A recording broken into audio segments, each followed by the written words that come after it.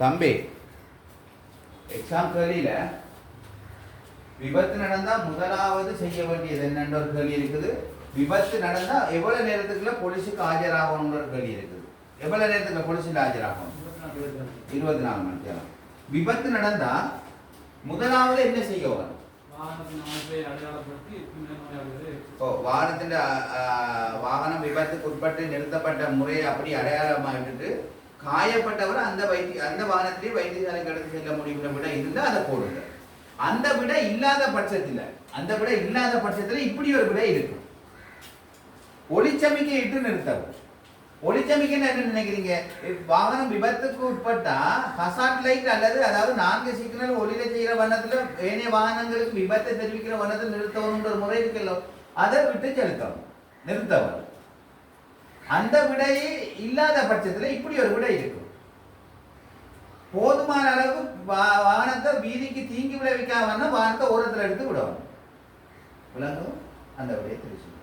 அநேகமான வினாத்தாள்ல ஒளிச்சமிக்கை விட்டு நிறுத்துதல், பாதைக்கு தீங்கு விளைவிக்க வாகனத்தை ஓரமாக எடுத்து நிறுத்துறது 2 விட வருது. ஒரே கேள்விக்கு 2 விட வருது. ஆனா இந்த 2 விட வரைக்கும் எதுக்கு முன்னுரிமை கொடுக்கணும்டா? பாதைக்கு தீங்கு விளைவிக்காமல் அல்ல, ஒளிச்சமிக்கை இட்டு நிறுத்த போகணும்ன்ற விடயத்தை நீங்க போடணும். அதுக்கு மட்டும்தான் புள்ளி வழங்கப்படுது.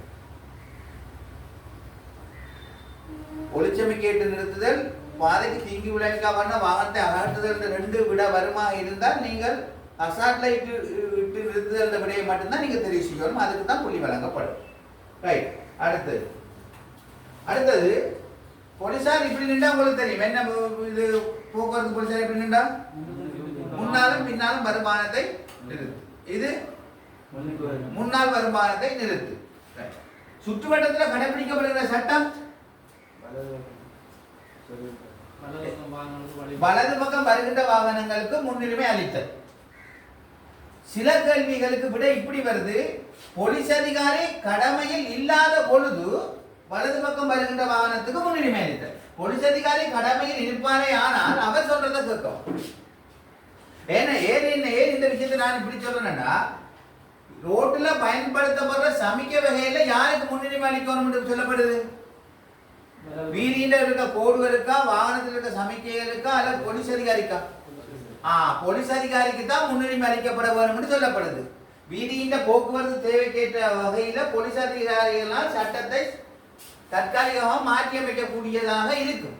அப்ப அந்த நேரத்துல சுற்றுவட்டத்துல போலீஸ் அதிகாரி நின்று வலது பக்கம் வாராக்கள் வரவேணாம், இடது பக்கத்துல வாராக்கள் முன்னுக்கு வரும்படி அழைக்கப்பட்டால் நாம அதைத்தான் செய்யணும். தேவைக்கேற்ப வீதி போக்குவரத்து தேவைக்கேற்ப அந்த சட்டம் தற்காலிகம் மாற்றப்பட்டிருக்கு. அதுக்குதான் சுற்றுவட்டத்தினுடைய சட்டம் வலது பக்கம் வருகின்ற வாகனத்துக்கு முன்னுரிமை. சில விடைகள் வருது. போலீஸ் அதிகாரி கடமையில் இல்லாத பொழுது, கடமையில் இருந்தால் அவரது சட்டம் இல்லாத பொழுது வலது பக்கம் வரவருக்கு முன்னுரிமை கொடுக்கணும்னு சொல்லப்படுது. எரிபொருள் நிறுத்தும் போது கடைபிடிக்க வேண்டிய முக்கிய செயற்பாடு எரிபொருள், பெட்ரோல், டீசல், இன்ஜினை செயலிழக்க செய்து வாகனத்தை எரிபொருள் நிரப்பவும். சில பேர் வாகனத்தை ஸ்டார்ட்டோட வச்சு நிரப்புறது அது சட்ட ரீதி அற்ற செயற்பாடு. ரைட். அடுத்தது, நீங்க வாகனத்தை செலுத்தி கொண்டிருக்க வாகனத்தை நிறுத்த வேண்டி ஏற்பட்டா எங்க நிறுத்துறது? வாகனத்தை செலுத்தி கொண்டிருக்கும் போது வாகனத்தை நிறுத்த வேண்டிய தேவை ஏற்பட்டால் எங்கே நிறுத்துவது? வலது பக்கமாகவோ நிறுத்துவதற்கு ஒதுக்கப்பட்ட இடத்துலயா அல்லது பயணம் செய்ய ஓரமாகவா? இல்ல, நிறுத்துவதற்கு ஒதுக்கப்பட்ட இடம் அல்ல, பயணம் செய்ய திசையில ஓரம் அல்லது போக்குவரத்து திசை. இப்படித்தான் விட வருது. நாங்கள் பயணம் செய்கிற திசையில எல்லா வீதிகள்லயுமே நிறுத்துவதற்கு ஒதுக்கப்பட்ட இடம் இருக்காது. நல்லா விளங்கிக் கொள்ளுங்க. நாங்கள் நகர்ப்புறத்துல பிறந்து வாழ்ந்தாக்கள் அல்ல. நகர்ப்புறத்துல மாத்திரம் இந்த வாகனம் செலுத்த போறதா இல்லை. நாட்டுப்புறங்கள் அல்லது சன நெரிசல் குறைவான பிரதேசங்கள்ல வாகனம் நிறுத்துவதற்கு ஒதுக்கப்பட்ட இடம் இருக்காது. ஆனா வாகனம் ஏதோ ஒரு தேவைக்கு நிறுத்தப்பட வேண்டுமானால் பயணம் செய்யும் திசையிலே ஓரமாக அல்லது வீதியின் ஓரமாக நிறுத்தப்பட வேண்டும். சில பேர் வாகனம் பயணம் செய்யும் திசைன்னு எதிர் திசைன்னு போடுறீங்க, சரியான பிள்ளை, அது தவறா. அப்படி போடுறால ஒரு புள்ளியும் வழங்கப்பட மாட்டாது. ஆகவே அந்த விஷயத்துல கொஞ்சம் விளக்கமா செயற்படணும். அடுத்தது 4 தம்பி குறுக்கு வீதியிலிருந்து பிரதான வீதிக்கு உள்நுழையும் பொழுது உங்களுடைய வீட்டில் இருந்து வாகனத்தை நீங்கள் ரோட்டுக்கு எடுக்கும் பொழுது வீதிக்கு எடுக்கும் பொழுது என்ன செய்ய வேணும்? எந்த பக்கம் பார்க்க வேணும்? வலது இடது 2 பக்கத்திலையும் பார்க்கணும். வலது இடது பக்கம் ரெண்டு பக்கத்தையும் பார்க்க வேணும். சில பேர் வலது பக்கம் வருகின்றவருக்கு முன்னுரிமை அளிக்க வேண்டும் போறீங்க. வலது பக்கம் வருகின்றவருக்கு முன்னுரிமை அளிக்க வேண்டும் என்பதனுடைய பொருள் சுற்றுவட்டம். இது ஒரு கிட்டத்தட்ட டி சந்தி என்று நினைத்துக் கொள்ளுங்கள்.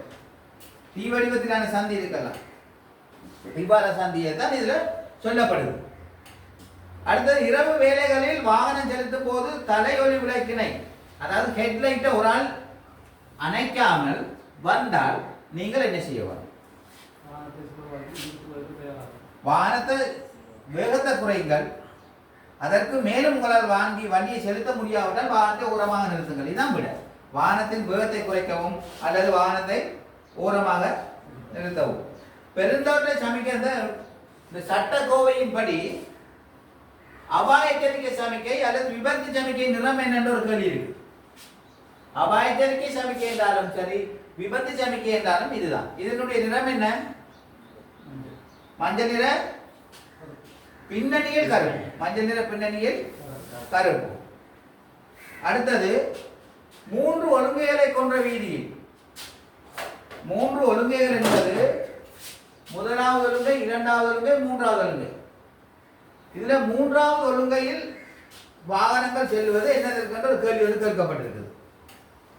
முக்கியமாக வலது பக்கம் திருப்புற வாகனங்கள் தான் அந்த பாதையினூடாக பயணம் செய்யப்படும்.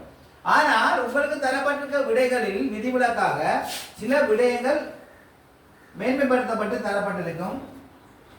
வலது பக்கம் திருப்புவதற்கு, ஒரு விபத்தை தவிர்ப்பதற்கு, விபத்தின் போது ஒரு வாகனத்தை முந்தி செல்வதற்கு இந்த ஓட்டப்பாதையை பயன்படுத்தலாம். இதுல அப்படியான விடயத்தான் போடும்.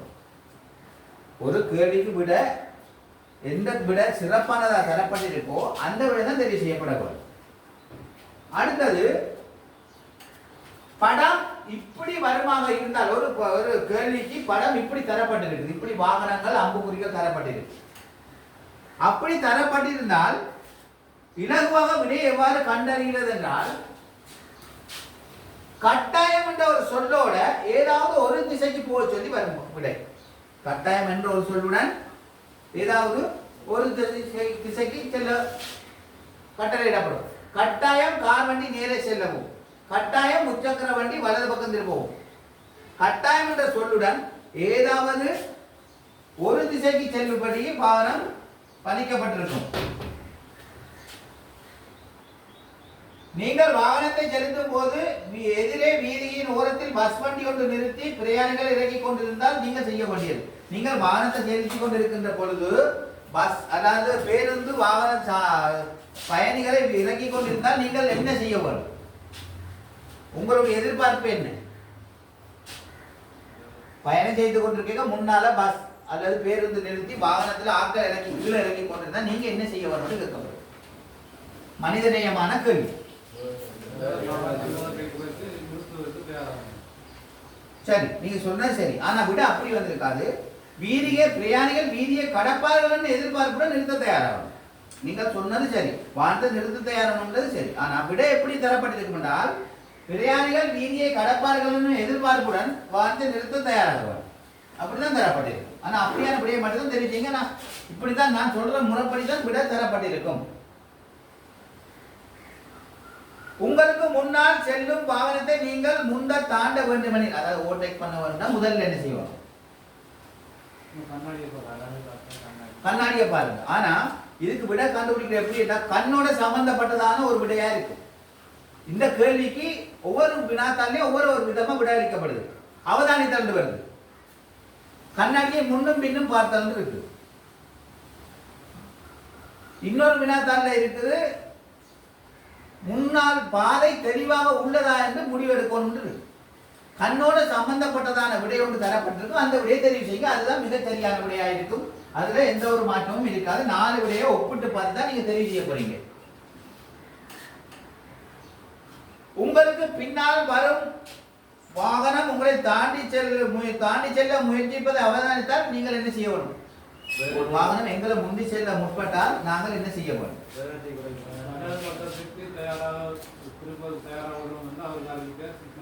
இல்லை இல்லை அது அது பிள்ளை வேகத்தை குறைத்து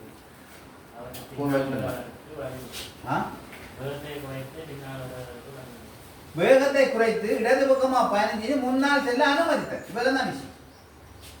முன்னால் செல்ல அனுமதிக்கிறது. அவருக்கு நாங்கள் அவர் என்ன தேவைக்கு போறார்? முன்னால் செல்லும் ஒரு வாகனம் சொல்லப்படுது வந்து நோயாளர் காப்பு வண்டியா, கனரக வாகனங்களா, பாதுகாப்பு உத்தியோகத்தர்களின் வாகனங்களா என்று சொல்லப்படுகிறது. வாகனம் தான் சொல்லப்படுது. நோயாளர் காப்பு வண்டி ஆம்புலன்ஸா இருந்தால் அவங்களுக்கு முன்னுரிமை கொடுக்கப்படுத்தானே வரும். நாங்கள் வந்து அந்த இடத்துல ரூல்ஸ் பாராட்ட இல்லாது. அதான் அப்ப இடது பக்கமா பயணம் செய்து முன்னால் செல்ல அனுமதித்தல்.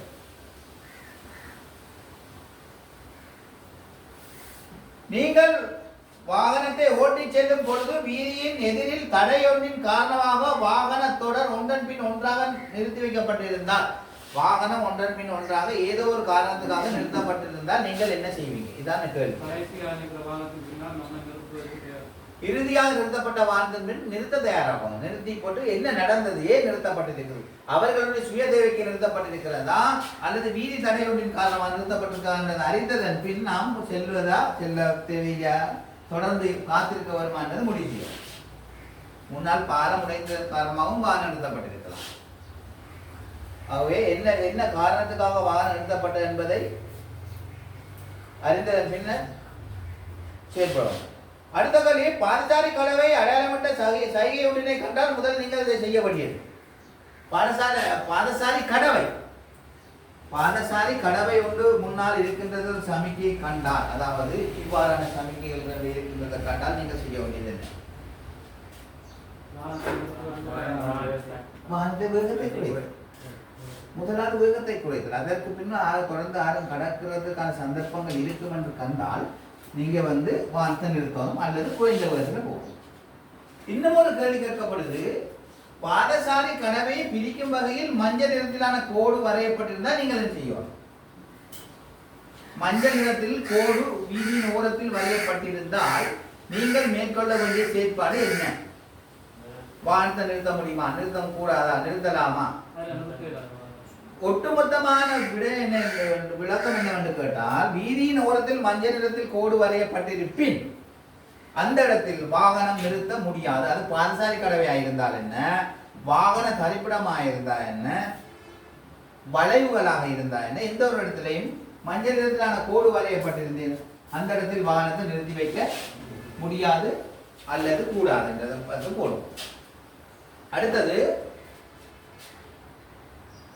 செல்வதற்கு ஆயத்தமாகும் சமிக்கைகளில் காணப்படும் நிறங்கள் என்ன? செல்வதற்கு ஆயத்தமாகும், செல்ல சொல்லவில்லை.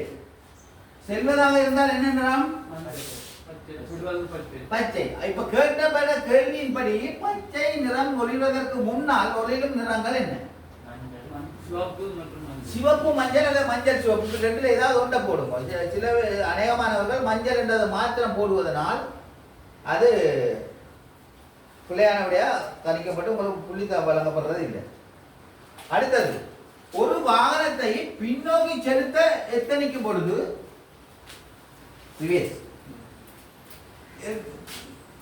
நீங்கள் மேற்கொள்ற செயற்பாடுகள் என்ன?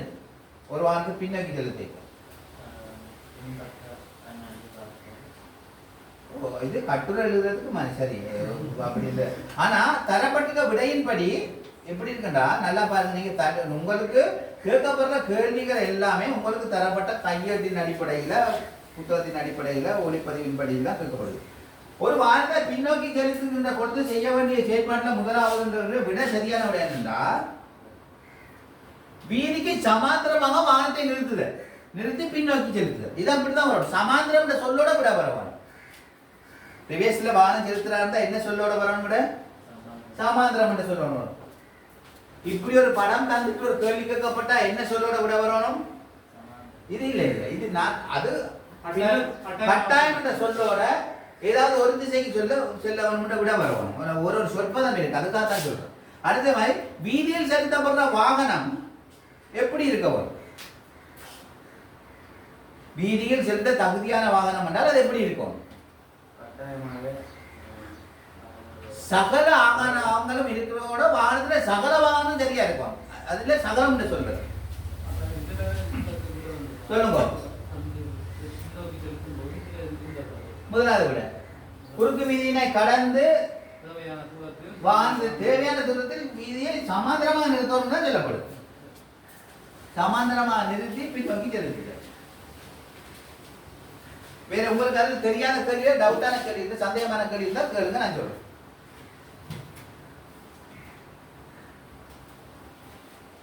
ஒரு சமிக்கையினால் கட்டுப்படுத்தப்பட்ட சந்தி பிரதேசங்களில், அதாவது மஞ்சள் பட்டி இப்படி வருது இல்ல, மஞ்சள் நிறத்துல போயிட்டு நகர் பிரதேசங்கள்ல சுற்றுவட்டத்துக்கு பதிலாக இப்ப அண்மையில் அறிமுகப்படுத்தப்பட்டுள்ள ஒரு வழிவிடு இடம் மஞ்சள்பட்டி அல்ல சந்திப்பட்டி. இப்படியான இடங்களில் என்ன செய்யலாம், என்ன செய்ய வேண்டும் என்று ஒரு கேள்வி கேட்கப்படும். சந்திப்பட்டி அல்ல மஞ்சள்பட்டி விட 4 தரப்பட்டிருக்கும். இந்த விடையில சரியான விடை எப்படி கண்டுபிடிக்கிறது என்றால், விடை பச்சையிட்டு தொடங்க வேண்டும். என்னன்னு தொடங்கும்? அப்படி தொடங்கினா அந்த விட சரி. அப்படி பச்சையிட்டு தொடங்க இல்லைன்றா விட செல்லாதிருக்க வேண்டும் அல்லது நுழையாதிருக்க வேண்டும் விட முடியும். செல்லாதிருக்க வேண்டும் அந்த விட இருக்கோ, கேள்வி இருக்கோங்கிட்ட செல்லாதிருக்க வேண்டும், நுழையாதிருக்க வேண்டும் விட முடிய வேண்டும். இதை வாசிங்க, இதை வாசிங்க, வாசிங்க பாருங்க, இதை பாருங்க. வாசிங்க. ஒரு சமிக்கையினால் கட்டுப்படுத்தப்படும் சந்தி பிரதேசங்களில் சந்திப்பட்டி குறியீடு வரைவதன் நோக்கம் என்ன? விட என்ன போட்டிருக்கையா?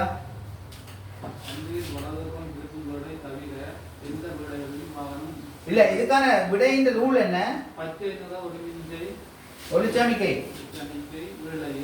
வாகன நெரிசல் காரணமாக முன்னால் தடை ஏற்பட்டு உள்நுழையாது இருக்க வேண்டும். பச்சை ஒளி சமிக்கை போட்டிருந்தாலும் உள்நுழையாது இயலாத சந்தர்ப்பத்தில் உள்நுழையாது இருக்க வேண்டும் விடைய நாங்கள் போட வேண்டும். அடுத்து இன்னொரு விதமான கேள்வி கேட்கப்பட்டிருக்கு பாருங்க. சதுரக்கோட்டு சந்தி குறியீடு செய்யப்பட்டிருக்கும் இடங்களில் இதுக்கு எப்படி விட வருது என்றால், பச்சையில் தொடங்கவில்லை, உமக்கு செல்லாதிருக்க வேண்டும் அல்லது நுழையாதிருக்க வேண்டும் விடைய போட வேணும். வலது பக்கம் திருப்பி செல்கையில் வெளியேறலுக்கு போதிய இடம் இல்லாத போது மஞ்சள் சதுர கோட்டினுள் செல்லாதிருக்க வேண்டும். விட 2 விஷயத்துல வருது. ஒரு பச்சையில் தொடங்க வேணும் அல்லது செல்லாதிருக்க வேண்டும் அல்லது நுழையாதிருக்க வேண்டும் முடியும். இப்படி கண்டுபிடிச்சுக்கலாம். இது லேசான முறையில் லேசா இருக்கும் கேள்விகள். நீங்கள் ஒன்றும் கஷ்டப்பட தேவையில்லை. அல்லது மதுசாரம், அடுத்த கேள்வி, மதுசாரம் போதை வஸ்து பயன்படுத்தப்படுகின்ற பொழுது விபத்து ஏற்படுற சந்தர்ப்பம் கூடுமா குறையுமா? அதிகரிக்கும். சந்தர்ப்பம் அதிகரிக்கும். மதுசாரம் பயன்படுத்தப்படுகின்ற பொழுது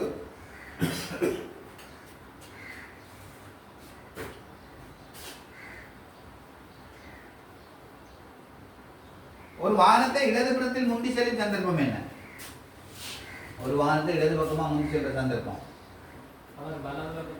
முன்னால் செல்கின்ற வாகனம் வலது பக்கம் திருப்ப சமிக்கை இருக்கால் நாம அந்த வாகனத்தை இடது பக்கத்தால் முந்தி செல்லலாம். சில பாதுகாப்பு கருதி இடது பக்கத்தால் முந்தலாம் என்ற விடையும் போடப்படுது. அது பிள்ளை. பாதசாரி கடவை கிட்ட அதிக வேகமாக வந்த நாம் முன்னுக்கு பாதசாரி கடவைக்கு கிட்ட வர வாகனம் மெதுவாக போகின்றதுக்காக நாங்கள் பிரேக் பிடிக்கிறதுக்காக இடது பக்கத்தால் முந்தி போயிடாத. அதன் அடிப்படையில் அந்த விட ஏற்றுக்கொள்ளப்பட மாட்டார். முன்னால் செல்கின்ற வாகனம் வலது பக்கம் திரும்பினால் இடது பக்கம் முந்தி செல்லலாம் என்ற விடை மாத்திரம் ஏற்றுக்கொள்ளப்படும். அதுக்கு மட்டும்தான் புள்ளி வழங்கப்படும். அடுத்தது இந்த படம் கேட்கப்படும். அவதானித்தல், தீர்மானித்தல், செயற்படல். அவதானித்தல், தீர்மானித்தல், செயற்படல். சில வினாத்தாள்களில் அவதானித்தல், சைகையிடல், செயற்படல் என்றும் கேட்கப்படும். விஷயம் ஒன்றுதான். அவதானித்தல் தொடங்கும், செயற்படல முடியும். இடையில என்ன சொல் வந்தாலும் பிரச்சனை. அவதானித்தல், தீர்மானித்தல், செயற்படல். அதுல ABCன்னு கூறப்பட்டிருக்கு. அடுத்து நிப்பாட்டப்படும் தூரம் என்று கருதப்படுவது என்ன? நிப்பாட்டப்படும் அல்லது நிறுத்தப்படும் தூரம் என்று கருதப்படுவது என்ன?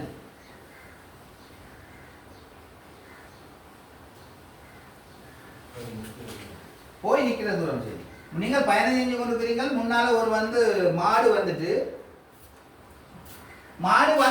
சொல்லி மாடை கண்ட உடனே வாகனம் பயணம் செஞ்சு கொண்டிருக்கும். இல்லைன்றீங்களோ? அந்த செகண்ட்லேயே வாகனம் பயணம் செய்யும். பிரேக் தடைய பிரயோகிக்கிறீர்கள், பிரேக் பிடிக்கிறீர்கள். பிரேக் பிடிச்சாலும் வாகனம் இழுபட்டு போய் தான் நிற்கும். பிடிச்ச இடத்துல அப்படியே நிற்காதுங்க. ஆகவே நினைக்கிற தூரமும் பிரேக்கால் இருக்கும் போது வாகனம் இழுபட்டு செல்லும் தூரத்தினுடைய மொத்த தூரம் தான் நிப்பாட்டப்படும் தூரம். இது மொத்த தூரம் என்று வரும் அல்லது இரண்டினதை கூட்டுத்தொகைன்னு வரும். இப்படியே பார்த்து போடுங்க. மொத்த தூரம் என்று வரும் அல்லது இரண்டினது கூட்டுத்தொகைன்னு வரும். இந்த கேள்வி வராத வினாத்தாளில் கேள்வி இப்படி வரும். ஒரு வாகனத்துக்கு பின் இன்னொரு வாகனம் போதிய அளவு இடைவெளியை பின்பற்றி செல்ல வேண்டியதன் அவசியம் என்ன? அதாவது ஒரு வாகனத்துக்கும் இன்னொரு வாகனத்துக்கும் போதிய அளவு இடைவெளி இருக்க வேண்டியதன் அவசியம் என்ன? என்ன காரணத்துக்காக? ஏதோ ஒரு காரணத்துக்காக. என்ன காரணம்? நீங்கள் பின்னுக்கு போறதா இருந்தா ஏன் பின்னுக்கு போவீங்க? போதிய அளவு தூரத்தை கட்டுப்படுத்தி ஏன் போவீங்க? விபத்தை கட்டுப்படுத்த அது விட அப்படி வராது. இது உண்மையான விஷயம். எப்படின்னா, முன்னால் போற சாரதி சடுதியா வாகனத்தை நிறுத்துவாரா இருந்தா நாம பாதுகாப்பாக வாகனத்தை நிறுத்திக்கிறோம். இப்படிதான் விட வரும். முன்னால போறவருக்கு தானே மாடு தெரியும், முன்னுக்கு போற பஸ்ஸுக்கு தானே மாடு தெரியும், பஸ்ஸுக்கு பின்னால போற பைக்குக்கு மாடு தெரியாது. மாட்டை கண்ட உடனே பஸ் தானே அடிக்கும், பஸ்காரர் தானே பிரேக் பிடிப்பார்.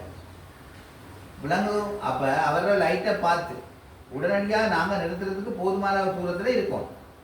பஸ் 70 போகுது, நாங்களும் 70 போகிறோம். போதுமான தூரத்தில் இருந்தால் தானே நாங்கள் எங்களை வாகனம் இழுபட்டு போய் தானே நிற்க போகுது. நாங்கள் என்ன சொல்கிறோம்? நிப்பாட்டப்படுற தூரம்ன்றது இழுபட்டு செல்லும் தூரத்தினுடைய கூட்டுத்தொகை. வாகனம் இழுபட்டு செல்ல தானே இப்போ நெருங்கி போகுமா இருந்தால் வாகனத்தில் விட்டுப்படும். ஆகவே முன்னால் செல்கின்ற வாகன சாரதி சடுதியாக வாகனத்தை நிறுத்தி கொள்வாரா இருந்தால் நாங்கள் பாதுகாப்பாக வாகனத்தை நிறுத்துறோம். அடுத்தது, வாகனத்தில் முன்பகுதிகளில் தேவையில்லாத உலோகங்களை கொண்டு வாகனத்தை வடிவமைப்பது சரியா பிழையா? சட்ட ரீதி அற்றது.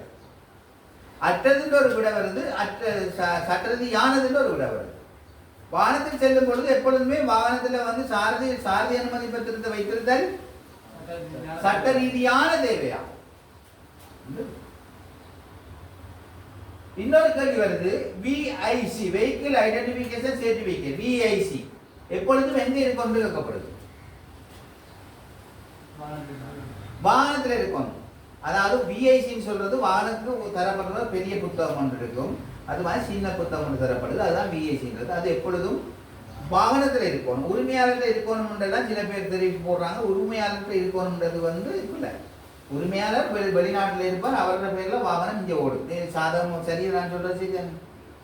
உரிமையாளர் வீட்டில் இருப்பார், சாரதின்ற ஒருவர் வாகனத்தை கொண்டு செல்வார். ஆனால் பாதுகாப்பு தரப்பின் அடிப்படையில் அது கேட்கப்பட்ட நேரத்தில் அந்த ஆவணம் உடனடியாக காண்பிக்கப்படக்கூடியதா எங்க இருக்கணும்? வாகனத்துல தான் இருக்கணும். அதுதான் சரி. சரியோ? ரைட்.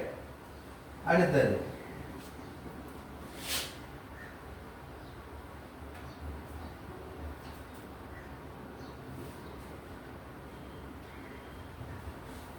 வீதியின் மத்தியில் ஒன்றுக்கொன்று அருகே 2 வெள்ளை கோடுகள் உள்ள பொழுது இந்த கோடு கேட்கப்படுது. வீதியின் மத்தியில் ஒன்று அருகே கட்டக்கூடாது. அதாவது அபாயகரமான வளைவுகள், அபாயகரமான பாலங்கள் போன்ற பிரதேசங்கள் இடம்பெறும். இப்படியான இடங்களில் என்ன செய்ய வரும் கேட்கப்படுது?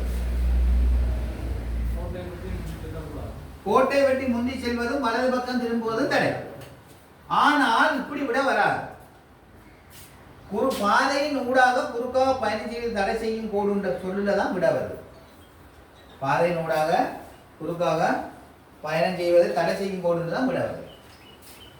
நீங்கள் சொல்வது மிகச்சரி. வலது பக்கம் திரும்புவதும் முந்தி செல்வதும் தடை. ஆனால் விடை அப்படி தரப்படுவதில்லை. குறுக்காக வாகனத்தின் ஊடாக குறுக்காக பாதையின் ஊடாக இந்த கோட்டின் குறுக்காக வெட்டும் வண்ணம் பயணம் செய்வது தடை என்றால் வலது பக்கம் திரும்பினாலும் கோடு வெட்டுப்படும், முந்தி செல்ல முற்பட்டாலும் கோடு வெட்டுப்படும். ஆகவே குறுக்கா பயணம் செய்வதை தடை செய்யும் கோடு என்ற விடையினை தெரிவு செய்யுங்கள். அடுத்தது அபாயகரமான இறக்கம் ஒன்று காணப்பட்டால் என்ன செய்யணும்? அபாயகரமான இறக்கத்தில் வாரத்தை செலுத்திக்க குறைந்த கீழில் மெதுவாக செல்லவர். அபாயகரமான ஏற்றத்தில் இல்ல குறைஞ்ச கீழ் மெதுவா கூடிய கீழில் போற இல்லாது. அபாயகரமான ஏற்றம், அபாயகரமான இறக்கம், மழை பெய்கின்ற காலப்பகுதிகள், மலை உச்சிகள், அபாயகரமான வளைவுகள், இத்தனையிலையும் குறைந்த கீழ் மெதுவாகத்தான் செல்லும். நாங்கள் யோசிக்கலாம் உயரமான பிரதேசத்தில் ஒன்றில் போவேக்கில் வந்து 5வது கியரில் போனால் தான் வாகனம் போக முடியும். 5வது கியரில் போனால் கியர் பாக்ஸை போயிடும். நல்லா யோசிச்சு பார்க்கணும். வந்து மெக்கானிக்கல் ஸ்டார்ட்டில் பார்த்தீங்கன்னா குறைந்த கியர் சொல்லப்படுறது 1வது கியருக்கு தான் பெரிய சக்கரம் இருக்கும் வீல். அதுதான் உங்களை பாதுகாப்பாக கொண்டு போகும். ரைட். அடுத்தது பயணம் செஞ்சு கொண்டிருக்க தொலைபேசி ஒலிக்குமாயி என்ன செய்யவா? என்னவா?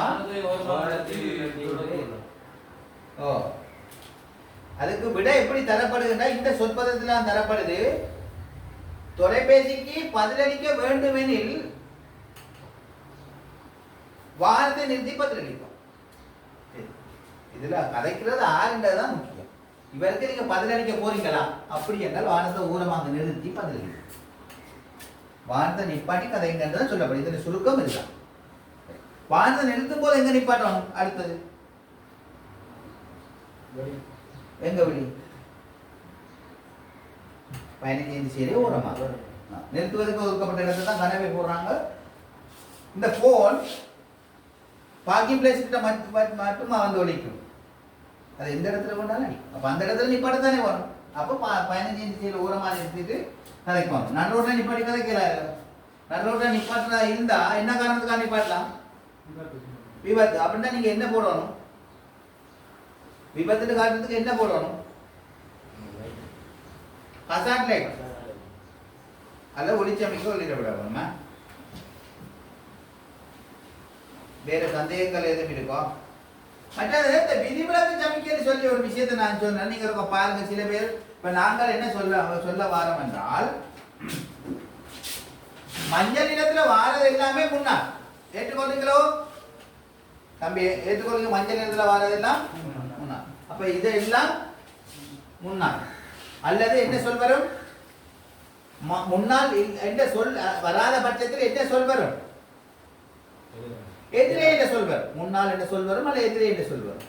இந்த முன்னால் என்ற சொல் முன்னுக்கும் வரலாம், தொங்கலும் வரலாம். அதாவது முன்னால் பாதசாரி கடவை, பாதசாரி கடவை முன்னால்னு வரலாம். நல்ல வாசி பார்த்து தான் முடிவெடுக்கும். எதிரே என்ற சொல் முன்னாலும் வரலாம், பின்னாலும் வரலாம். இப்ப இதுவும் முன்னால் தானே, இது மஞ்சள் நிறத்துல தானே வருது. இது மஞ்சள் நிறத்துல தானே வருது. இதுல மஞ்சள் நிறம் இருக்கா இல்லையா? அப்ப இதுக்கு முன்னால் சொல் வருமா வராதா? வருமா வராதா? அல்ல வராதா? என்ன காரணம்? இதுதான் பிரச்சனை. அதிகமானவர்கள் இந்த ஓரிரண்டு புள்ளிகள்ல விடுறதுக்கு காரணம் இந்த இப்படியான விஷயத்தை விளங்கிக் கொள்ளாதா? என்ன சொல்லுங்க. ஓ, இதுக்குள்ள வர மஞ்சள் அமைப்பு, இதுல வர மஞ்சள் அமைப்பு வித்தியாசம். இது முக்கியத்துவமான வீதியின் முடிவு, முக்கியத்துவமான வீதியின் தொடக்கம். இப்படியும் வரும். இது என்ன? முக்கியத்துவமான வீதியின் தொடக்கம், இது முடிவு. இதுக்கு இன்னொரு சொல்லிலே விட சொல்லப்படுது முன்னுரிமை பாதை. முன்னுரிமை பாதை முடிவுன்னு சொல்லப்படும்.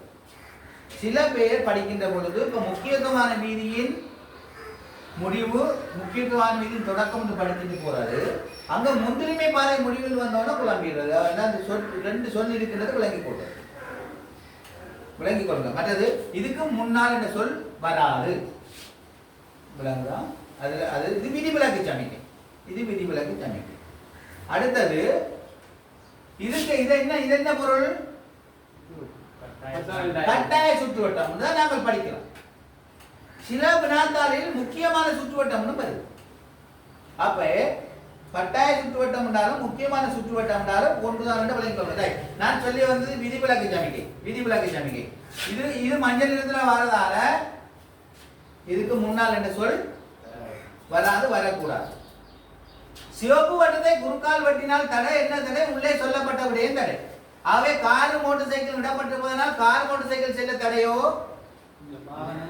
எல்லா வாகனமும் அல்லது சகல வாகனமும் அல்லது மோட்டார் வாகனம் செல்ல தடை. எல்லா வாகனமும் சகல வாகனம் மோட்டார் வாகனம் இந்த மூன்று சொற்பதத்தில் எதுல வரும்னாலும் விட வரலாம். கார் மோட்டார் சைக்கிள் செல்ல தடை என்ற விடையை தான் அதிகமானவர்கள் தெரிவு செய்றீங்க.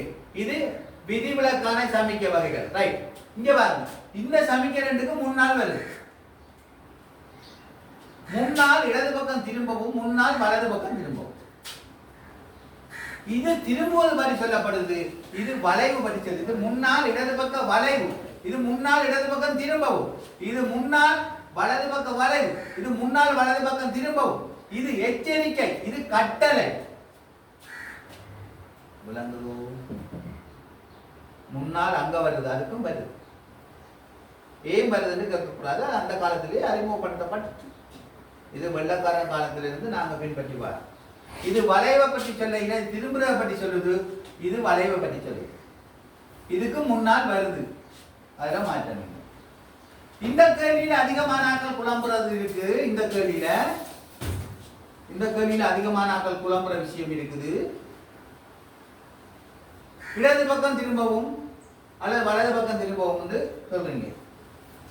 இந்த அம்புக்குறி 5க்கு நேரம் அல்ல 5க்கு நேரம் அல்லது 7க்கு நேரம் ஒரு மணி கூட எடுத்தா 7 அல்லது 5க்கு நேர் வருமாக இருந்தால் சில நேரத்தில் இப்படி ரெண்டு திசைக்கும் வரலாம். திருத்த வேலைகளான வீதிகள்ல மட்டும்தான் இந்த கோடு இந்த இது பயன்படுத்தப்படும். எத்தனைக்கு நேரம்? 5க்கும் 7க்கு நேரம் வருமா இருந்தா கடக்கம் என்ற சொல்லோட தான் வரும். இது இந்த பக்கம் அப்பா இடது பக்கம் கடக்கவும், இஞ்சால வந்தா கடக்கவும். அதுல மாற்றம் வராது. மாற்றம் வருமா இருந்தா நீங்க பிள்ளை செய்றீங்கன்னு அர்த்தம்.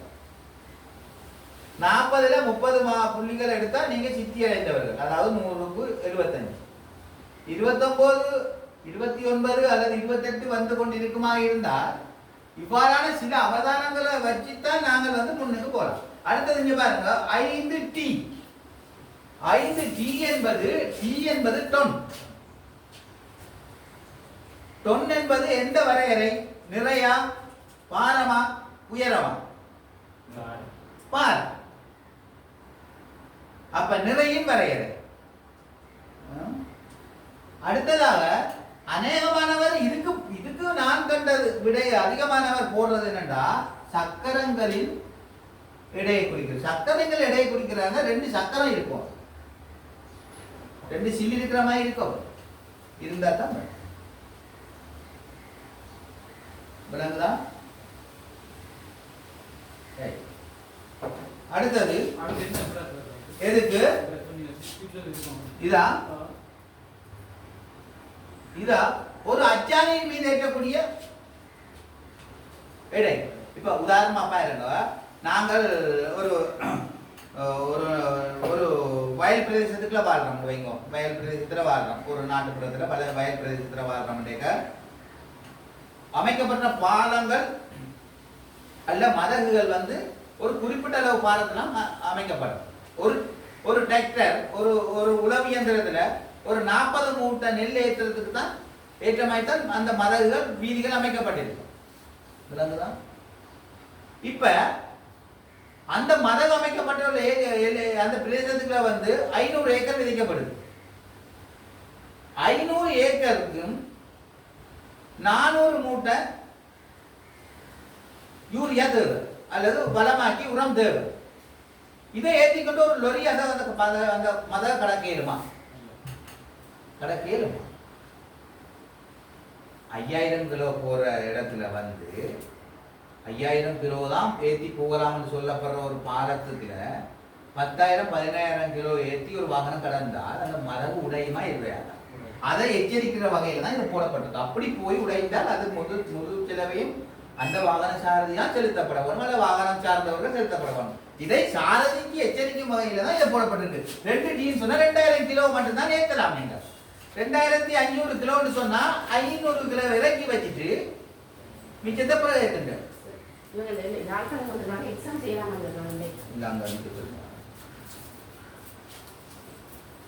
அதில் உட்கார வச்சுட்டு போங்க. அதில் உட்கார வைங்க.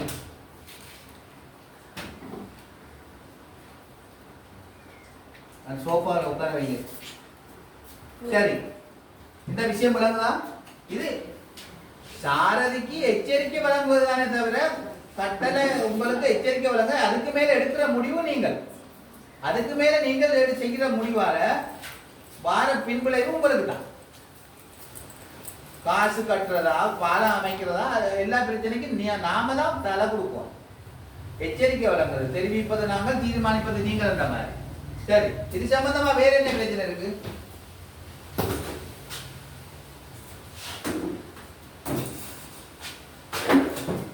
இது பி குறியீட்டால் காணப்படுவது என்ன? வாகன தரிப்பிடம் அல்ல பார்க்கிங் பிளேஸ், வாகன நிறுத்துமிடம்னு சொல்லப்படுது. இதனுடைய பொருள் என்ன? ஒரு திசை வழி அல்லது ஒற்றை வழி பாதைன்னு சொல்லப்படுது. ஒரு திசை வழி, செல்கின்ற வாகனம் எல்லாம் ஒரு திசையாகவும் எதிரே வருகின்ற வாகனம் எல்லாம் மறு திசையாக வருகின்றதுதான் இதனுடைய. சரியா? அடுத்தது பாதசாரி கடவை அல்லது மாறுமிடம். இதுக்கு முன்னால் இந்த சொல் வருமோ? வராது. சரியான முறையில வராது, புலையான முறையில வரும். ஆனா புள்ளியும் வராது. பாதசாரி கடவை அல்லது பாதசாரி மாறுமிடம். இதுல கூடுதலா வரக்கூடிய வினாக்கள்ல இந்த கேள்வி வரும், இது வரும், இது வரும். அதிகூடிய அளவு வினாத்தாள்கள் இடம்பெறும். இதுல ஏனையவர் வராது என்று சொல்ல முடியாது, ஆங்காங்கே வரும். இது வைத்தியசாலை அல்லது இப்படியான இடங்கள்ல இது வைத்தியசாலை ஒன்று இருக்குன்னு சொல்லி இந்த சமிக்கையை கண்டா மனிதநேய ரீதியா நீங்க என்ன செய்யும், என்ன செய்யக்கூடாது? கோனொலி எழுப்பது, தடையின் ஒரு சமிக்கை இருக்கோ இல்லையோ, இப்படியான இடங்கள்ல தான் அதுகளை செய்யக்கூடாது. இந்த சமிக்கை ரெண்டு இருக்கு, அநேகமான வினாத்தால வருது. இந்த சமிக்கை ரெண்டும் வருது. அம்புக்குரிய பாருங்க, இது என்னத்துக்குள்ள அமையுது? வட்டத்துக்குள்ள. இது சதுரத்துக்குள்ள அமையுது. வட்டத்துக்குள்ள அமையுது, ஒன்று சதுரத்துக்கு அமையுது. இது எப்படியான பிரதேசத்துல வரும் என்றால், இந்த நாங்கள் பார்த்த பாலம், மதகு இப்படியான இடங்கள் வீதி திருத்த வேலைகள் சந்தர்ப்பங்கள்ல தான் வரும். அநேகமான இராணுவ சோதனை சாவடிகள்லையும் இப்ப பயன்படுத்தப்படுது. எந்த வாகனம் முன்னுக்கு போகணும், எந்த வாகனம் அடுத்து வரணும்ன்றதை எச்சரிக்கிற வகையில், தெரிவிக்கிற வகையில் இதை இலகுவா கண்டுகொள்ளலாம். இது என்ன வடிவம்? வட்டமா இருந்தா வாரவானத்துக்கு முன்னுரிமை, வட்டம் இல்லாட்டி முன்னால் போற வானத்துக்கு முன்னுரிமை. வருகின்ற வட்டமா இருந்தா வருகின்ற வானத்துக்கு முன்னுரிமை என்றால் நாங்கள் நிற்க வரும், அவனுக்கு தான் இடம் கொடுக்க வரும். அவன் அவனுடைய ஒழுங்கையால் வந்து முன்னேறி வெளிச்சு எங்களை தாண்டி சென்றதன் பின் நாம் போவோம். வட்டமா இருந்த வானது வட்டம் இல்லாட்டி முன்னால் செல்கின்ற வானத்துக்கு முன்னுரிமை என்றவரையே போடுங்க. அநேகமான வினாத்தாள்கள்ல இது சொல்லப்படுது. அடுத்தது, இது நிறுத்து சைகள் நிறுத்தப்படும் போது STOP ஸ்டாப் போன்ற போட்டு இருக்கிறது கண்டிருப்பீங்க எங்கேயாவது? இந்த இருக்கலாம். இந்த போட் எங்க நடப்பட்டிருக்கோ அந்த இடத்துல வீதியில இந்த கோடு இடப்பட்டிருக்கும்.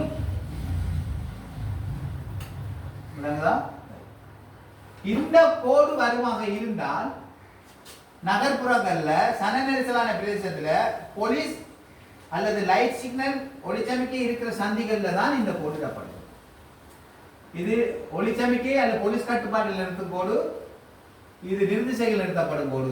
சில இந்த இதோட ஒப்பிட்டு பார்க்கிற இது உடைந்த கோடு, ஒற்றை கோடு. இது சுற்றுவட்டத்தில் வழிபடும் கோடு, இது வழிபடும் கோடு. இது உடைந்த கோடு அல்ல, சமன் போன்ற கோடு. இது உடைந்த சமன். இது வழிபடும் கோடு, இது நிறுத்த செயல் நிறுத்தப்படும் கோடு. இது சுற்றுவட்டத்தில் வழிபடும் கோடு, இது போலீஸ் அல்லது லைட் சிக்னல்ல நிறுத்துற கோடு.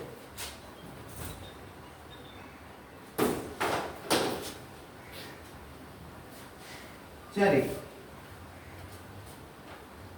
அடுத்த ஏதாவது சந்தேகங்கள் இருக்கும்?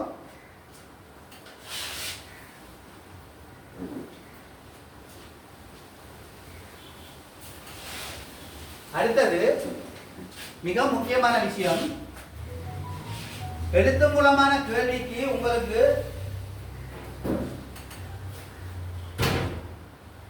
இப்படி இதே மாதிரி இன்னும் ஒரு பெரிதான வகையில் ஒரு வினாத்தால் விடைத்தால் வழங்கப்படும்.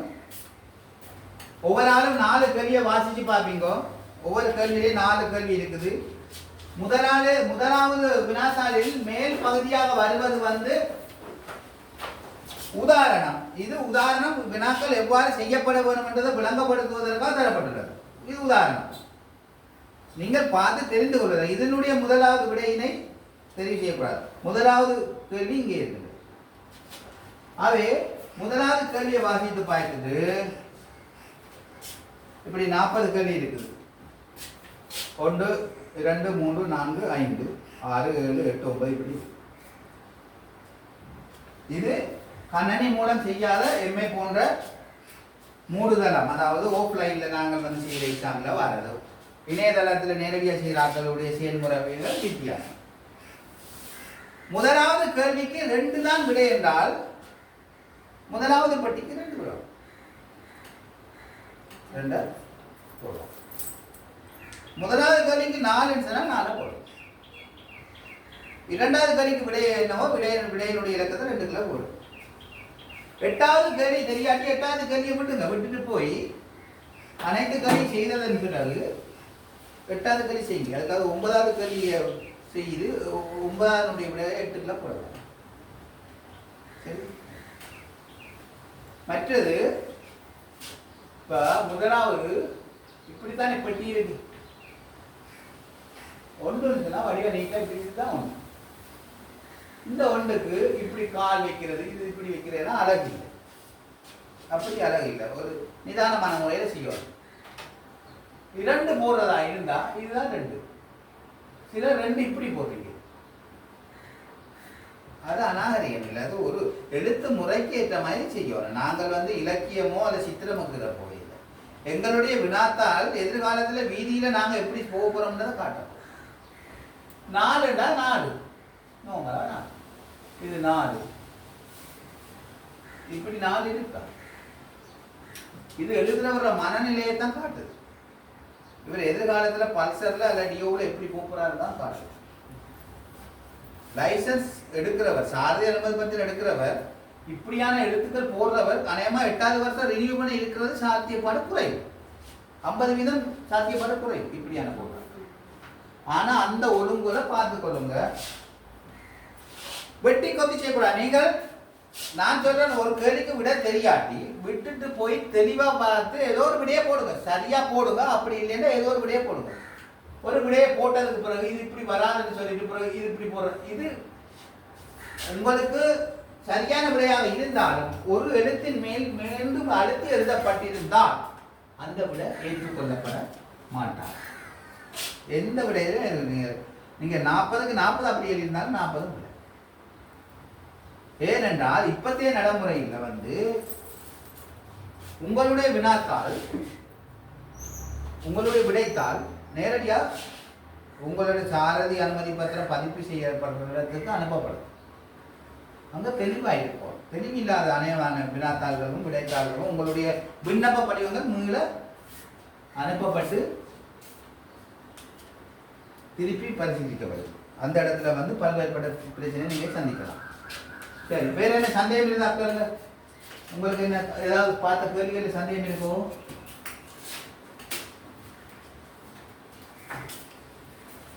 அவருக்கு எக்ஸாம்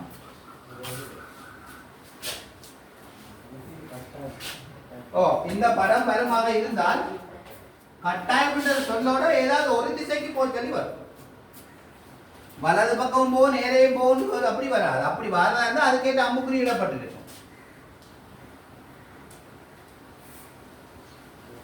சாரதி அனுமதி பத்திரத்தில் லைட் வெஹிக்கிள் எழுதுறாக்க 1ல இருந்து 40 வரைக்கும் தான் செய்யும். 41 செய்திருந்தாலே அவர் ஃபெயில். சொன்னதை செய்யணும். அதான் சாரதி. வலது பக்கம் போகணும் போலீஸ் சொன்னா வலது பக்கம் போ, இடது பக்கம் போனா இடது பக்கம் போ, நேரே போனா நேரே போ. சாரதி அனுமதி பத்திரம் எழுத்துமுள்ள பரிசைக்கு போய் அவன் சொன்னா 1ல இருந்து 40 வரைக்கும் செய்யணும்னு சொன்னா 40 மட்டும் தான் செய்யணும். எனக்கு தெரியும்ன்றதுக்காக 41 செஞ்சா இது பண்டிதம். நீ வலது பக்கம் போனா எதிர்காலத்தில் நேர போகக்கூடாது. சொல்லுறத கேட்கணுமே இல்லையோ. அதாவது அநேகமாக கேட்கறது எங்களுக்கு 40 எடுத்து 41 45 வரைக்கும் ஹெவி வெஹிக்கிள்க்குரிய அத்தனை இது தெரிஞ்சா செய்யலாம். செய்யக்கூடாது. செய்யக்கூடாது 40 தான் செய்யணும். நீங்க 1 40 வரைக்கும் லைட் வெஹிக்கிள்க்குரியாது. 41 அதுவும் செய்து 41 45 வரைக்கும் 6 செய்யணும்னா பஸ் லைசன்ஸ் ஹெவி வெஹிக்கிள் பாரவாகன சாரதிகள் மட்டும்தான் செய்யணும். உங்களுக்கு 41 45 வரைக்கும் நல்லா தெரியும்ன்றதுக்கும் அந்த விட செய்யக்கூடாது. உங்களுக்கு அறிவுறுத்தல் என்ன வழங்கப்படுதோ அந்த அறிவுறுத்தலின்படி செய்யப்படப்படும். இதுதான் சுருக்கம். செய்யலன்னா செய்யலாம். நீங்கள் பாரவாகனம்னா நீங்க பரவாயில்ல தானே. 42 45 வரைக்கும் செய்யணும். 41 45 வரைக்கும் 5 விட சித்தி அடைஞ்சாலும் சரி 3 வந்தாலும் ஓகே. 43 45 41 இருந்து 45 வரைக்கும் குறைந்தபட்சம் 3 சித்தி அடைஞ்சிருக்கும். இல்லாத பட்சத்தில் நீங்கள் 40 புள்ளிகளை பெற்றிருந்தாலும் நீங்கள் சித்தி அடையாதவராக கருதப்படுவீர்கள். வேற என்ன உங்களுக்கு என்ன சந்தேகங்கள்? அடுத்தாக்களை பார்க்கறது, படுத்து நித்திர கொள்வது, அடிக்கடி டைம் பார்க்கறது, சும்மா இருக்கிற மேசையை போட்டு கீறுறது, அதெல்லாம் உங்களோட ஒழுக்கத்துக்குள்ள தான் ஒழுக்கத்தை காட்டும். அவ்வாறான தேவையற்ற செயற்பாடு 14 நாளையில திருப்பி எழுத்துமுறை பரீட்சைக்கு வர சந்தர்ப்பத்தை ஏற்படுத்தும். உடனடியாக எழுப்பி அனுப்பிடுவாங்க. இது நீங்க 41 தானே சொல்றீங்க. 41 பாரவாகன சாரதி தானே, அது உங்களுக்கு வராது.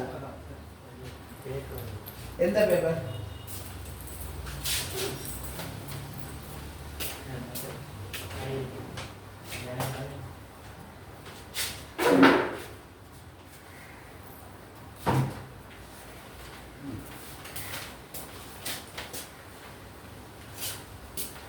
இல்லை என்ன சொன்ன நீ என்ன